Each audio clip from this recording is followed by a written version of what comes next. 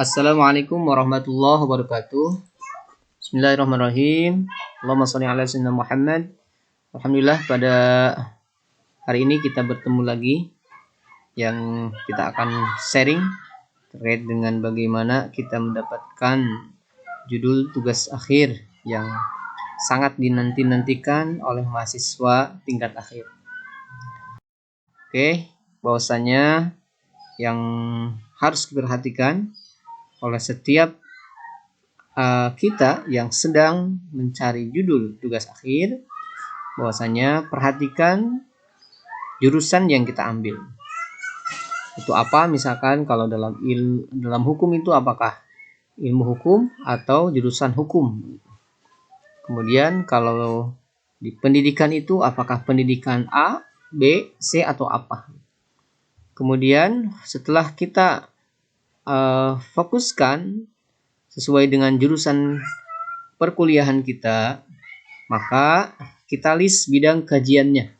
Kalau misalkan hukum keluarga atau hukum keluarga Islam, maka di dalamnya ada pembahasan menjadi bidang kajian pokok itu misalkan waris, kemudian perkawinan, kemudian zakat, kemudian wakaf, dan seterusnya. Kita list tuh bidang tersebut. Kemudian setelah itu coba kita tentukan pilihan dan peminatan kita sesuai dengan keahlian kita. Kita cenderung misalkan ini lebih senang kepada hitung menghitung. Nah, misalkan ambil ilmu waris atau ilmu falak. Kemudian kalau misalkan senang yang sosial misalkan, kita ambil dana zakat atau wakaf misalkan. Kemudian kalau pengen berkaitan dengan keluarga nih, bisa kita ambil hukum keluarganya, misalnya seperti itu. Kemudian dari sekian pilihan itu disarankan ya, fokuskan tidak hanya satu pilihan, minimal 2 dari bidang kajian, misalkan tadi zakat dan wakaf. Oke. Kemudian perkawinan. Nah, kalau perkawinan itu banyak sekali ya bidang kajiannya. Nah, kemudian itu harus kita simak juga ya, bahwasanya ada orang yang kuliahnya berprestasi, rajin, kemudian tugas akhirnya terbengkalai, maka studinya menjadi terbengkalai, begitu, gagal studi. Padahal dia tergolong orang yang misalkan mendapatkan beasiswa. Kemudian misalkan ada orang yang kuliahnya tidak berprestasi, biasa saja ya, kuliahnya tidak berprestasi di misalnya juara kelas misalkan, tetapi tugas akhirnya jalan, maka studinya dia sukses mendapatkan ijazah sesuai dengan tepat waktu. Nah, karena itu tugas akhir memang membosankan begitu ya, melelahkan, capek, bikin kita down. Tapi memang harus ditempuh dan wajib itu. Karena itu saran dari kami, tetap semangat. Dan tentunya kita mengingat bagaimana ada sebuah kausalitas. Apabila kita pengen ijazah, maka TA-nya, tugas akhirnya harus selesai. Karena itu selesaikan. Dan banyak sebetulnya manfaat apabila kita sudah menyelesaikan tugas akhir atau mendapatkan ijazah. Apa hikmahnya? Banyak sekali ya. Lebih siap untuk bekerja. Kalau ada peluang sudah siap. Kalau ada dibuka pekerjaan sudah siap. Kalau ada yang ngajak kerja, kita pun sudah siap. Tapi kalau sebaliknya, tugas akhir belum selesai, ijazah belum diambil, ketika ada pekerjaan, lewat deh. Sehingga kesempatan itu akan hilang begitu saja. Dan kita ingat, kesempatan tidak akan datang untuk yang kedua kali. Nah, tipsnya bagaimana nih agar kita dapat judul penelitian yang baik? Oke, kita harus melakukan 2P ya. Yang pertama pilah, yang berikutnya pilih. Nah, setelah tadi kita pilih tuh jurusan kita, kemudian kita fokus pada 2 bidang kajian, maka berikutnya kita akan memilah judul-judul yang sekiranya bisa kita ambil gitu. Bagaimana cara belajarnya? Sebetulnya di sini bisa kita kasih tips ya. Dibuka di Google Scholar misalkan zakat. Nah, apa saja tuh akan muncul pastinya di sana. Kemudian coba dilihat di repositori perguruan tinggi. Rata-rata sekarang sudah ada repositorinya ya. Jurnal-jurnal, skripsi teman kita misalkan atau siapa begitu. Coba kita lihat juga di perpustakaan, laporan penelitian, koran. Apakah mungkin koran? Sangat mungkin sekali. Ya, misalkan laporan perceraian tinggi. Ini kenapa ini? Itu kan bisa saja, ya. Atau misalkan masa tunggu putusan lama. Itu juga kan bisa saja. Medsos juga sama. Buku, ya. Buku teks, website dan lain-lain.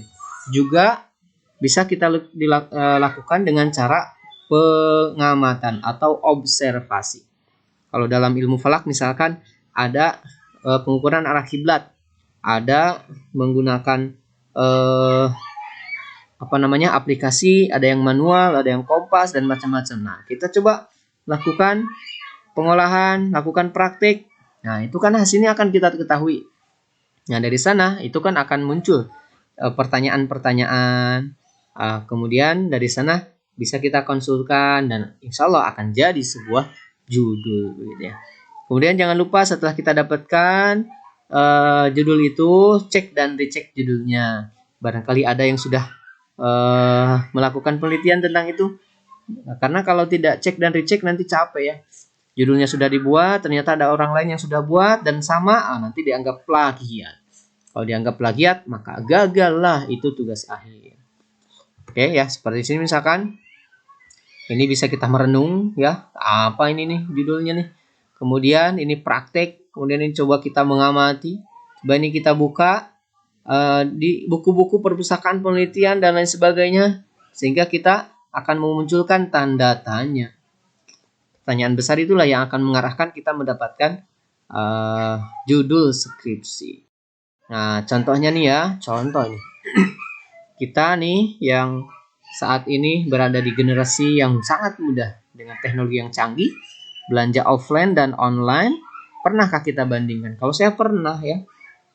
Pernah makan di suatu tempat secara offline.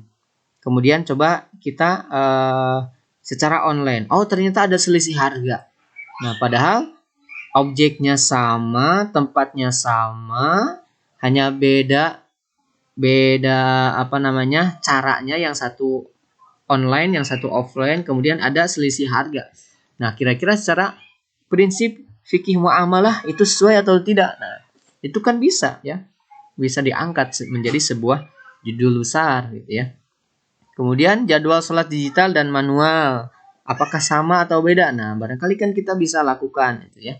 Kemudian putusan hakim, kita lihat misalkan putusan hakimnya seperti apa, disesuaikan dengan teksnya, dengan ketentuan umumnya. Termasuk misalkan dampak media sosial terhadap pendidikan. Misalkan apa? Dampak sosial terhadap interaksi keluarga. Itu kan bisa saja. Kemudian dampak media sosial terhadap hubungan kerja misalkan ya. Kemudian dampak media sosial terhadap manajemen waktu misalkan ya, bagi orang manajemen. Nah, itu sangat mungkin untuk diangkat menjadi sebuah judul penelitian yang sangat layak untuk dilakukan penelitian. Misalnya itu. Nah, kemudian di dalam membuat latar belakang masalah, misalkan kita buat gagasan umum terlebih dahulu, 1 atau 2 paragraf, kemudian masuk ke pokok masalahnya. To the point dan jangan bertele-tele. Idealnya memang seperti itu ya. Kemudian kemukakan masalah tersebut dengan sejelas-jelasnya. Misalkan kalau tadi ya, tadi hanya sebagai pengantar ya. Misalkan tadi kalau jual beli online misalkan. Kita awali jual beli atau transaksi jual beli merupakan sebuah kebutuhan bagi setiap orang dan lain sebagainya. Nah, kemudian dalam bertransaksi harus ada kejelasan harga dan seterusnya misalkan. Nah, terdapat jual beli masa kini yang dilakukan secara online melalui e-wallet atau apa begitu ya. Bahwasanya terdapat selisih harga dan seterusnya. Sebagai contoh di warung A dan seterusnya Nah, kemudian setelah digambarkan bagaimana gitu kan, hal ini menarik untuk diangkat menjadi sebuah penelitian. Oleh karena itu, masalah ini akan diangkat dalam sebuah penelitian yang berjudul, itu kan keren begitu ya. Nah,